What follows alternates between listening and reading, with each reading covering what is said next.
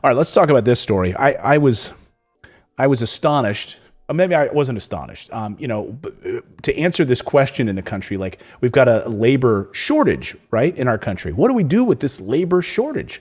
Well, one of you wrote me a message on one of our YouTube videos and said, Clayton, we don't have a labor shortage. We have a wage shortage, which I said, that's exactly what I've been saying here on this show for more than a year. Have I not? Anyone back me up on this? Have I not been saying this? We've been having a wage shortage.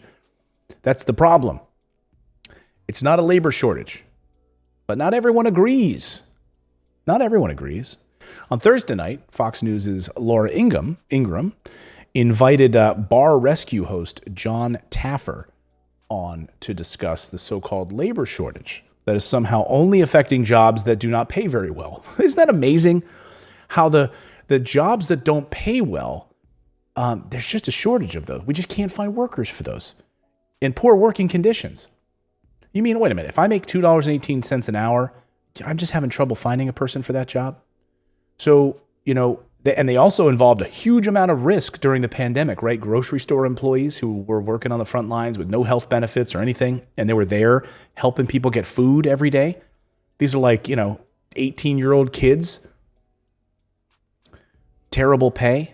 So what is the problem? Well, it's certainly not that servers only make $2.13 an hour before tips, or that it's hard to get a lot of tips in a climate where people are still actually hesitant to go out to a restaurant. And we did the story last week about how people just aren't even tipping that much anymore, right? Because they're like, well, I overpaid you in takeout food at the restaurant back a while ago, but now that I'm actually sitting down here in the restaurant, this lowly waitress and waiter doesn't need to make tips anymore, so I'm just going to not tip you. People are doing that. So this is Ingraham's target audience, right? We can't tell her our target audience to go out and get vaccinated or anything like that. No. And it's also not that most schools haven't yet gone back full time. And also people can't afford childcare and can't afford to get childcare. No. It's that people who should be wanting us to, the people who should be waiting on us are basically sitting at home right now collecting unemployment checks for far more than they would make otherwise. This is her argument. Because they have no work ethic. And they are lazy. They are totally lazy. And you know what? They're like dogs. Instead, we should just make them go hungry. This is her plan. Instead of actually paying them livable wages, why not just let them go hungry? Here's Laura Ingraham. I'm not an economic professor.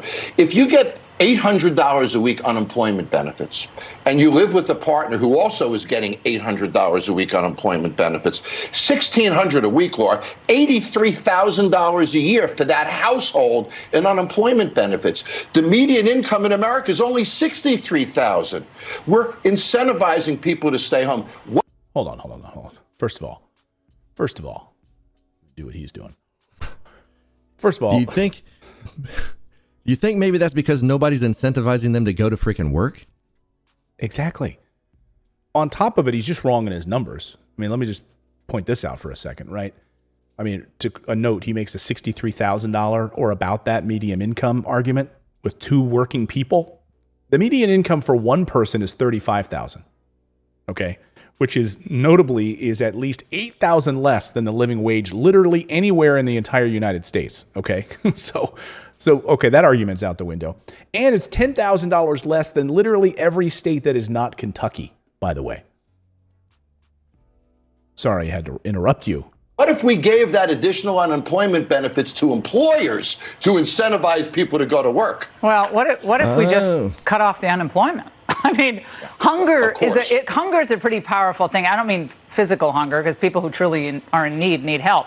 I'm talking about people who can work but refuse to work. But the government is literally putting anvils in many ways on people's shoulders, either through the mandates, regulations, and now through free money, which obviously the piper eventually has to be paid. John, I want to ask you, though, about this idea of work-life balance, because look, no one wants to miss their kids growing up. No one wants to. You stay in the office your whole life. You never see your family. So that's really important. However, have we taken that a step too far when you think of, well, a lot of the millennials talking about, well, I need time for self-care. I don't know why I'm harping on that tonight, but the whole self-care movement is a little, I mean, my mother's not with us anymore, but she worked by the time she was 12 during the Depression. If she heard the self-care thing, I think her head would explode. While she sits in a chair making $20 million a year. Military who trains military dogs, Laura, and they only feed a military dog at night because a hungry dog is an obedient dog. Well, if we're not causing people to be hungry to work, what a parallel. then we're providing them with all the meals they need sitting at home. I'm completely with you, Laura. These benefits make absolutely no sense to us. And on top of the impact of not getting employees and not being able to run our businesses, in my industry, we have meat prices are up 10%, chicken prices are up 15%. No, inflation is killing is going to kill business. I mean, that's the next shoe to drop. The Democrats. Yeah. Meat prices are up. I can't believe it. I just can't, I can't get the steaks that I used to. 10%, up 10%, and I make $40%, I make 40% margins on every steak I sell here, but I only pay my workers $2.16 an hour. But, hey, I want to treat them like dogs. Yes, you heard that right. This guy, I'm comparing these people to dogs.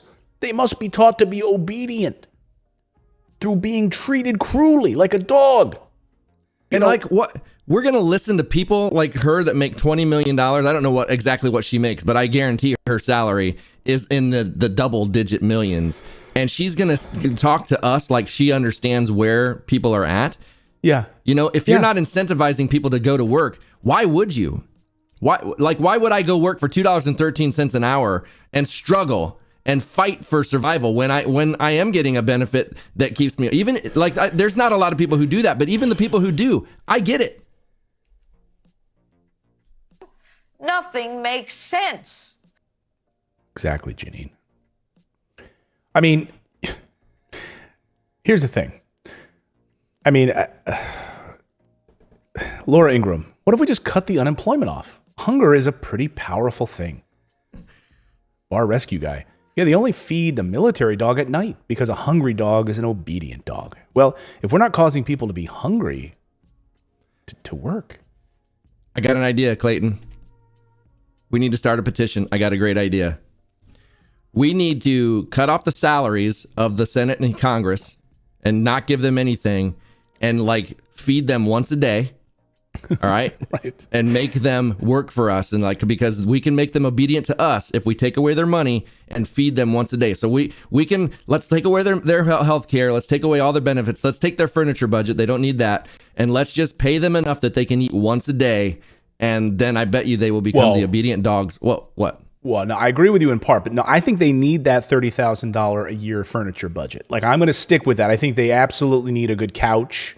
And they need good drapes and really nice French wallpaper in their offices at the Capitol. $30,000 a year is not too much for a furniture budget for Congress. Okay, I can concede that. I will allow that, the $30,000 furniture budget, as long as it doesn't go to food. It only goes to furniture, and we give them enough for one day. As a matter of fact, let's just have HelloFresh send them enough food that they can eat once a day, so that it's helping a company or whatever, so that they can get behind that.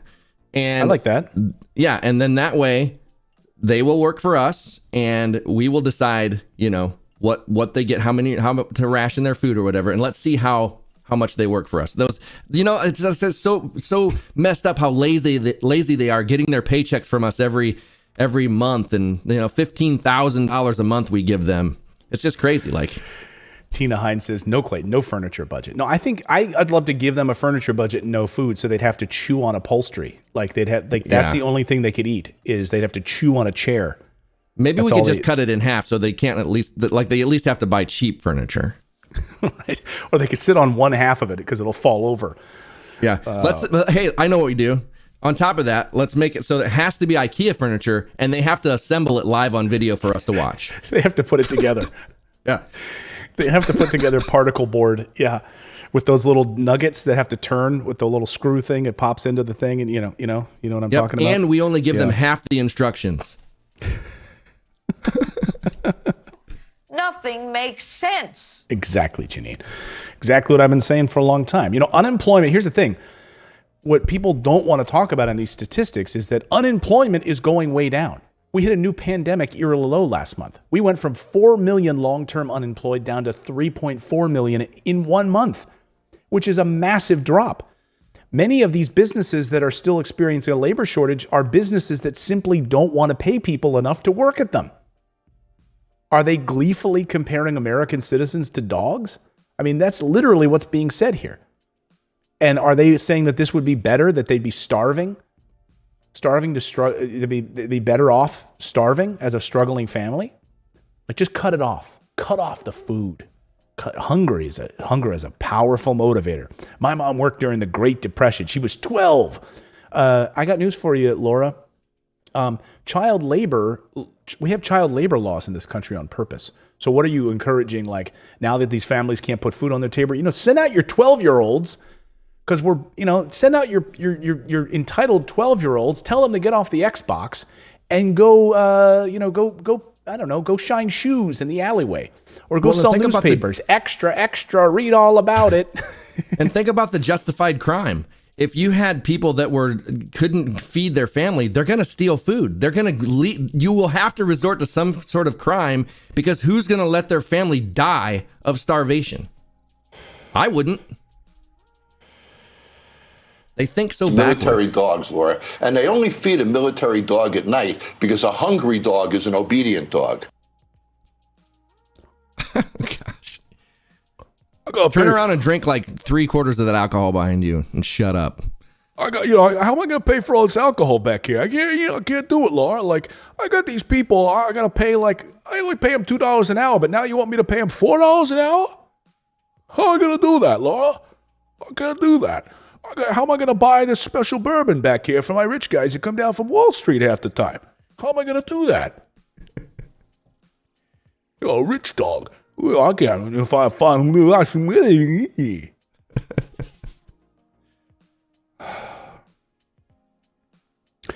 I'm a millennial, Brandon says, and I won't apologize for wanting vacation days or sick time. I won't apologize for refusing to perpetuate the idea that you're only valuable on earth if you've worked yourself into illness and death. I get one life, and I'm not living it for Laura Ingram's mother. Well said, Brandon. Heck yeah. Good point.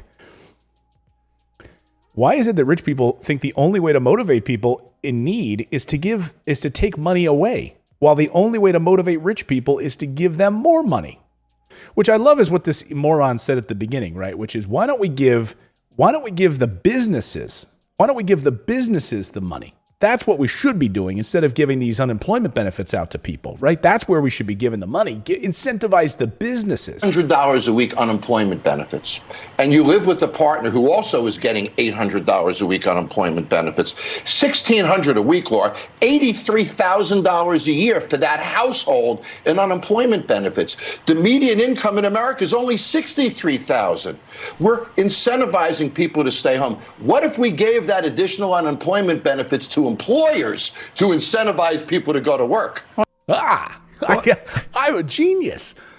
And they sit there and they brag like, my mother worked from the time she was 12 years old till the day she died on her deathbed. She was a real hard worker, and she'd be laughing at this. Like, what? Like, people should be allowed to enjoy their lives. We should not be slaves to labor our entire life. Like, if you look at other countries like Italy and stuff, these people get a chance to live their life and be happy. They get Medicare. They don't have all the stress that we have. They get vacations. Like, I can't remember how long it is, but it's like months of vacation included in their employment. We get none of that. We get no quality of life, no way to enjoy our lives. We're expected to work cradle to grave for nothing. You're supposed to work for nothing, David. What do you think you're entitled to, you can wear these fancy T-shirts that have hilarious sayings on them and not have to pay the piper? I mean, come on. I mean, how am I going to pay for these steaks? I got all these steaks and this alcohol here. I got to, who am I going to, do you think I'm going to be serving tables? Yeah, look at Italy, right? I mean, look at Europe, for crying out loud. Yeah. I mean, the whole month of August is shut down. You know why? Because they care about their life rather than being worked to the bone. Guess what? Not everything is about money. And they get like 2-hour lunches to go home and make food, hang out with their family, and they actually go home during lunch and cook a meal. And a lot of them, not everybody, of course, the young people probably don't, but you have the time to go home, cook a meal with your family, hang out. They even drink some wine. And then they go back to work, and everything's fine. They have a much more powerful workforce because everybody's happy. People want to go to work. Here, we have to go to work. We have to, and we have to work multiple jobs at jobs that don't treat us well and we aren't respected and aren't paid well. Well, like George Bush, this lady's working 3 jobs now, only in America. Only in America. Let's give her a round of applause. That's truly American. That's, and she's getting up. She's like, I have to work 3 jobs just to be able to put food on my table. And he like misses that point. And he's like, she's like, excuse me, I'm not bragging. Yeah, I'm working 3 jobs because all of the jobs don't pay me enough to just work 1 job. America. Here's the point here, and I think this is the bottom line on this, is that there's been all of this garbage, the sort of garbage stories about this over the years, and Republicans always love to point to this, which is there's this crisis of laziness, right? That's what these people are. They're lazy. Republicans seem determined to make workers so financially desperate that they'll labor for whatever pay employers deem to offer, or not. In the case of Laura Ingraham and Steak Boy. Just make them hungry. Make them hungry, and then they'll have to come back because they have nothing else they can do. But, according to this piece and a number of economists have pumped out reams of studies on the question of whether larger unemployment benefits make people hesitant to work. The findings are nearly unanimous. They don't. One paper found that increasing unemployment checks in the pandemic didn't cause a drop in employment. In fact, people kept looking for jobs at the same rate as before. And employers didn't struggle to find employees any more than usual. We also have a recent test case during the recent Great Recession. Employment in states with more generous benefits looked about the same as in states with stingier ones. And when extra benefits abruptly expired last July, there was no sudden increase in the number of people working. It's like, do you realize that it is possible for people to work and be happy? To work and want to go to work because they're paying their bills. They actually have a little bit left over at the end of the month that they can go out and, go have their fun, go watch a football game or go to a restaurant with their kids and have a great weekend or something and just have that little nest egg of money that they can do that. But we keep people so close to poverty, so close to like losing that they could be like at any moment they could lose that job and then they're in a tails because they're going to be basically homeless. We don't care about that in this country. And it's like Dan Price is thinking, all those people a lot of people bought houses. A lot of people have a better quality of life. They're happier. If you let people be happy and you gave them a job that they actually wanted to go to, this country would be completely changed. Yeah, but nobody thinks that way. Imagine if the people that worked at Amazon were paid well, were treated with respect, and maybe even had, as arguably one of the richest companies in the world, Amazon. What if they actually had a stake in the company? Imagine that. What if instead of the income inequality that at the top of that company making, what is it? I mean, probably 100, I would think 1,000 times greater salary than the person who's working at the warehouse at Amazon. Imagine if this was like closer together. Imagine if it wasn't such a huge disparity like it is in Europe, where the heads of companies are actually pretty close to, maybe a little bit more, not a lot, not astronomical Jeff Bezos money. And those people that you're talking about walk through the company, know the people. It's like they probably even eat with them. It's not like there's such a here. It's like us versus them. It's like you've got them so far removed from you that there's no way they could go eat with you because you're going to go eat fast food while they go eat their caviar and whatever in their yacht. Like there's no connection whatsoever with the people that are making you that money. Whereas in Europe, the difference is this much where you're in the same, almost the same class, so you can hang out and break bread together. Yeah, it is not, and the sort of flaunting of wealth it's just not done. It really isn't. And you see, it's amazing to watch like the Bugatti factory, right? In Italy. I keep coming back to that story. You mean Ducati? Ducati. And Ducati, and he's like, we're a family here. And we want our employees to all feel like a family. So they get the month vacation. They can, what is it? I think they get like 3 months vacation or something. They can spread it out throughout the year. They just take it like 3 months off, like 90-day vacation. Yeah, and that guy's walking through the factory like everybody's just like, hey, and it's like no big deal. He's out here. He walks out here and he is around us. It's not like could you imagine Jeff Bezos walking the floor of Amazon and saying hi to people? He'd never do that. No. And by the way, they're fired with an app. in their phone. They're not even fired with a human. It's like, you're done. You didn't qualify because we were tracking you and you tried to go to the bathroom too many times on a day that when maybe your stomach was upset or something. God knows, but no, you're canned. You're fired. We'll stick somebody else in here. As a dog owner, I'm pretty sure a hungry dog is an aggressive, predatory dog. Maybe we should feed the people screaming, "Eat the rich," before they actually eat the rich. Let me know your thoughts on this story in the comments below. This guy. Well, what if we just cut off the unemployment? I mean, hunger is a pretty powerful thing. I don't mean physical. Yeah. Sure you don't. Thanks for subscribing to the channel. You can also become a channel member by going to morninginvest.com/join, where you can stick it to the mainstream media and support independent journalism. We're able to bring you the stories that you won't see on any of the major billionaire-backed networks. Thanks so much. We'll see you next time, everyone.